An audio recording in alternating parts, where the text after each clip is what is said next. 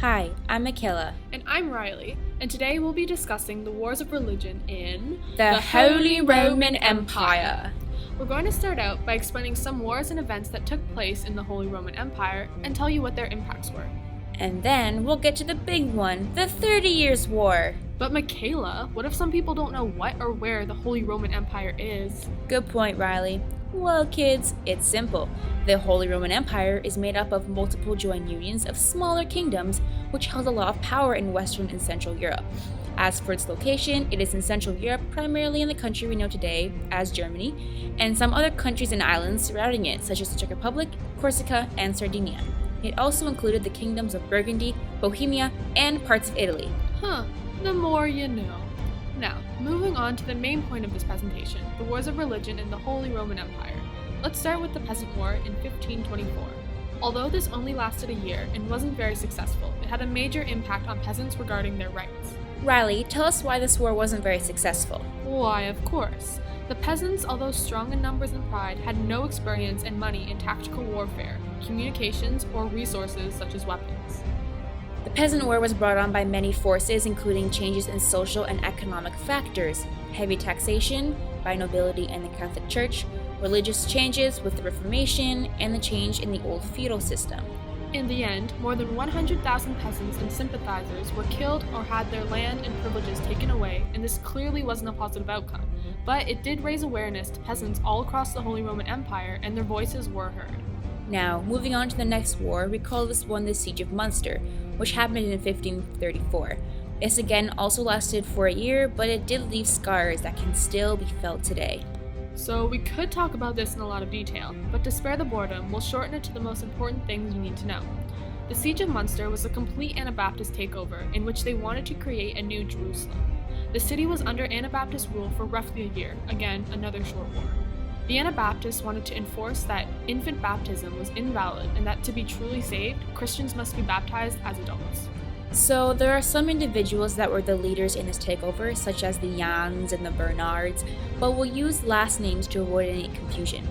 Jan van Leyden was the overall wacko who declared himself king of Munster and led the people to believe a bunch of nonsense, while his two wingmen, Bernard Rothman and Bernard Knipperdolling, were a part of van Leyden's court. Meanwhile, Prince Bishop Franz von Waldeck was actually the ruler of the state of Munster, but he wasn't officially the ruler because the city of Munster had a town council, which is really not important right now, so moving along. Just to quickly summarize the Siege of Munster, von Waldeck was attacking Munster and he succeeded on his third try. His army overtook the city and it was a complete bloodbath. Van Leyden, Knipperdolling, and Bernard Crutching, yes, another Bernard, suffered the ultimate abuse by being ripped apart with coal-heated tongs. When they were dead and their limbs scattered, they were shoved into 3 separate cages that hanged, and still do to this day, from St. Lambert's Church in the city of Munster. If you're wondering where Rothman went, well, sources say he disappeared during the last battle. What a whim. And that is the Siege of Munster, everybody. It makes for a great bedtime story.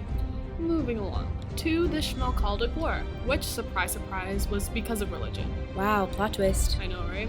So this war took place over 1 year, which is considerably short compared to some of the other things going on in the Holy Roman Empire at the time, from 1546 to 1547. It was provoked by a group of German Protestant princes who in 1531 founded the Schmalkaldic League. The League was a defensive group of Lutheran princes within the Holy Roman Empire during the mid-16th century that was founded in Schmalkalden, Germany. Hence the name Schmalkaldic League and Schmalkaldic War. Yeah, okay, we get it. Thanks, Reilly. Anyway, these princes wanted to fight against Charles V and the Holy Roman Empire since they wanted to unite his realm as Catholic, which the Schmalkaldic League didn't want. Right, so eventually the two groups battled it out at the Battle of Mulberg in April of 1547. This final battle brought the feud to a close as the Schmalkaldic League lost 8,000 in total, while Charles only lost 200. Wait, hold up. How did the Schmalkaldic League suck that bad?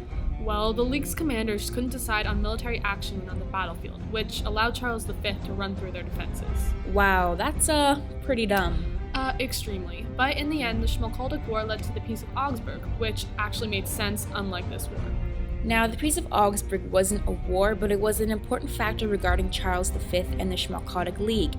It happened in 1555, and it ended the religious struggle between the two groups, and it also made it legal to have the division of Christendom within the Holy Roman Empire, which was Lutheranism or Roman Catholicism.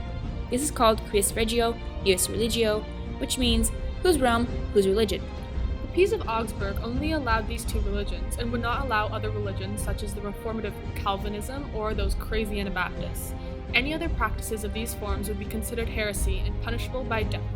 And now, what we've all been waiting for, the 30 Years' War. Yes, finally! Reilly, control your excitement. Sorry, I'll do what I want. Anyways, the 30 Years' War from 1618 to 1648 was once upon a time ruled by a guy named Rudolf, and he was a Holy Roman Emperor, and he created something called the Letter of Majesty that granted some freedoms towards Protestants. Then he dies, so his bro Matthias comes to power and is sort of lenient as well with the letter, but then he grows eventually old and sick and he can't have children.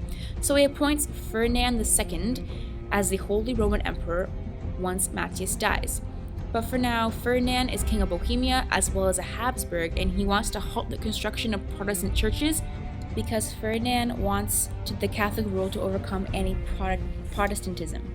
Ferdinand sent some of his messengers to the Protestants bearing the message of no more construction of these churches, and of course the Protestants were all like, no way, so they threw the messengers out of the window. One way the story goes is that the messengers survived by falling in a pile of dung, and they snitched to Ferdinand, and that caused Ferdinand to be really angry. Now the Bohemian Protestants started to revolt against Ferdinand and the Parliament, and when Ferdinand found out, he was like, no way, and the war was on. When Matthias finally died, Ferdinand became the Holy Roman Emperor, and the position of King of Bohemia went to another guy by the name of Frederick V as chosen by the Bohemian Protestants. Now, we can't forget about the 4 phases that all make up the war, but we'll only elaborate on the most important one, the Bohemian phase, which came in 1618 to 1625.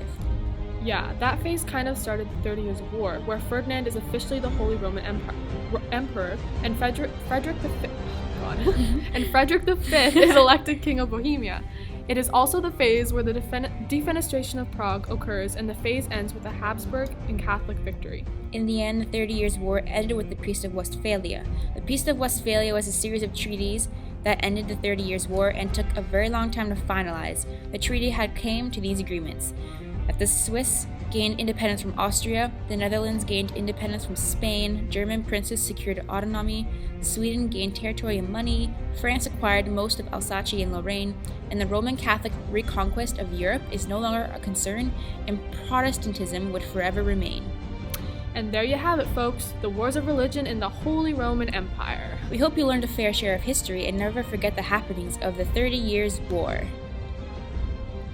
Thanks!